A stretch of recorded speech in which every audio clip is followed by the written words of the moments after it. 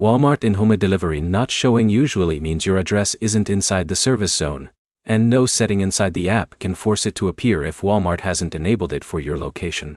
By the end of this, you'll know how to check if it's a real availability issue, what settings sometimes block it from showing, and what alternatives you can use if it's not supported in your area.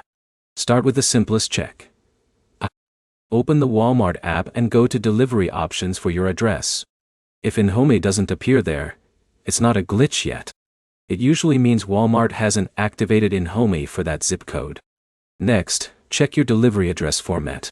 Small issues like an old apartment number, missing unit details, or a wrong saved address can hide certain delivery services. Update your address and recheck delivery options. If the address is correct and InHome still isn't visible, look at your Walmart account location settings. The app sometimes defaults to a nearby store instead of your exact delivery zone, which can limit what services are shown. Another factor is membership status.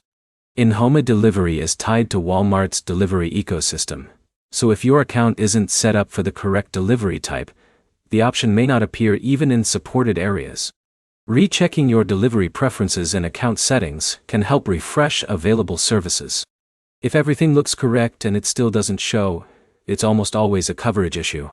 Walmart rolls out InHome in specific neighborhoods, not entire cities, so one side of a city may have it while another doesn't.